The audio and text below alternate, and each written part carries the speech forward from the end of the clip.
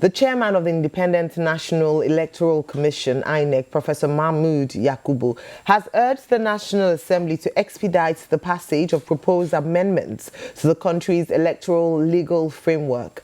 Yakubu appealed last Thursday in Abuja during a meeting with the European Union Election Observation Follow-up mission to Nigeria, led by Barry Andrews, who also headed the EU mission during the 2023 general election.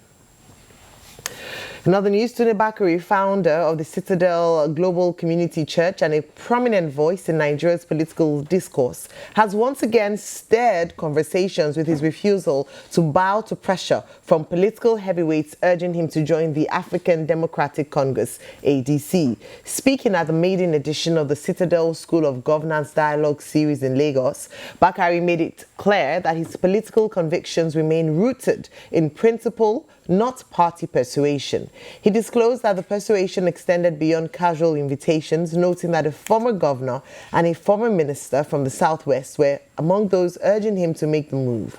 In a political climate where defections have become a common survival strategy, Bakare's revelation underscores how political parties continue to court prominent individuals to bolster their credibility ahead of the next electoral cycle. Adelabu, Nigeria's Minister of Power, has declared that it is his turn to become the next governor of Oyo State, setting the stage for what could be one of the most heated political battles in the state's history. Adelabu, who made the statement over the weekend, said he is confident that his time has come to lead Oyo, describing himself as the most qualified and prepared to take over from the current governor, Seyi Makinde, when the state goes to the polls in 2027. Speaking with supporters and party loyalists, the minister said his political journey and experiences both in business and government have positioned him to serve Oyo people better than anyone else. Joining us on Political Brief to discuss these stories is Arise Director of News and Politics Editor, Sumna Sambo. Good morning, Sumna. Good to see you. Good morning, Ayo. Good morning, Dr. Abati. Good morning, Rufai. Good morning, Sumna. And good morning to our viewers. Well, good morning, Sumna Sambo. Well, three issues on the table. Now, on the issue of INEC, well, the INEC chairman and INEC as a body has been calling for reform, the importance of reform, particularly asking for the Independent National Electoral Commission to be given the powers to prosecute electoral offenders and for the National Assembly to pass a National Electoral Offences Commission law. So, the outgoing INEC chairman is not saying anything new, in my view. However, what do you think in terms of electoral reforms generally and what INEC has been proposing? But the big story in that regard has to do with who is the next INEC chairman. This present INEC chairman, Professor Mahmood Yakubu, is on his way out. There have been speculations about who the next INEC chairman will be. There have been people saying, oh, he must come from the Southwest, because since that body was established, no Southwesterner has been chairman of that body. Would President Tinubu follow that auto-suggestion? Or there is some background information around Abuja about where the next INEC chairman will come from and who he will be. And then we can begin to talk about some of these more concrete issues. Now, the second thing, Pastor Tunde Bakare. Yeah, he's been approached by the ADC to identify with them. He's been a major figure in Nigerian politics since the return to democracy in 1999. And on the other side, the ADC will invite anybody anyway to come and join as they try to strengthen the opposition movement against President Bola Ahmed Tinubu. But the big issue with Pastor Tunde Bakare comes from within the Christian body, from those who are saying that Pastor Tunde Bakare should leave politics alone and he should just concentrate on his pastoral duties and winning souls for Christ. I would like to know your personal opinion about that. However, the decision is his to make.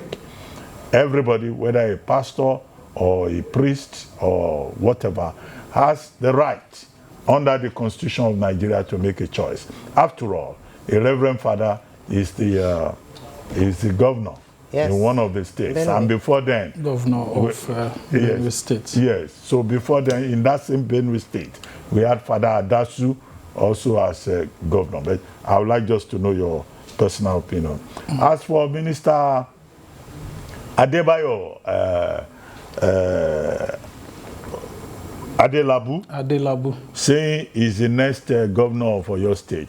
Is this Emiloko syndrome becoming an, some kind of, a mini COVID-19, such that, has spread? You have people saying, I now have COVID-19. I also want to be governor because it is Emiloko. Or is his interest in the position coming from a different direction? 3 questions. Sorry. Maybe too much for your plate. Well, I mean, it's just the time. If the time is available, we can take care of all of this. But I must thank you so much for that insight too, while, dropping your questions. Dr. Abati, let's talk about electoral reforms. That's the key issue Nigerians should be very much interested in at this point in time, because if not, we would have the political actors making a whole lot of noise in 2027 that may jeopardize national security if we do not put the electoral reforms in place, and then the processes for going to the polls and then announcing results are not properly put in place. Now, some of the key reforms that the INEC chairman is asking for are things that Nigerians have been asking for over the years. Like, for example, diaspora voting. A whole lot of Nigerians out there want to vote and want to have a voice in terms of who their leaders are. And then, of course, the ability of journalists like us, too, to be able to, vote on election, before election day. A whole lot of security service personnel do not vote before election day. Medical personnel and several Nigerians are left out because of the duties that they embark upon during election day. So it's good if we are able to vote before the election day like other countries actually do. And then you also have the issues of the electronic transmission of results. Now, we have the IREF being introduced by Professor Mahmoud Yakubu, one of the very beautiful innovation, ahead of the 2023 general election. And when it was put to test, a whole lot of controversies broke out. And we need to really give it a legal backing ahead of the 2027 general election. Then Electoral Offences Commission, we've seen the Ways panel, saying this right from the times of Yar'Adua's administration. Nothing much has been done. We need to look for ways to fix all of this, to reduce the issues of vote buying, to ensure that new agencies are also created to remove the logistics challenges that INEC faces on election day. And then, of course, the issues of special seats for women. You would have seen that a whole lot of women have been campaigning to have special seats. Now, all of these reforms, INEC proposed about 142 of those reforms, and they were submitted sometime late last year to early this year to the National Assembly, and sometime in April there was a joint workshop, a meeting of the both houses of the National Assembly committees on electoral matters, and that happened in Lagos. Now, we haven't heard anything. There's supposed to be a public hearing. What is the National Assembly waiting for? Because by the middle of next year, we're going to have candidates emerging in different political parties. So a whole lot of Nigerians should be speaking with the National Assembly members as they resume from their recess. We should hold them responsible to ensure that these electoral matters are brought to the front burners.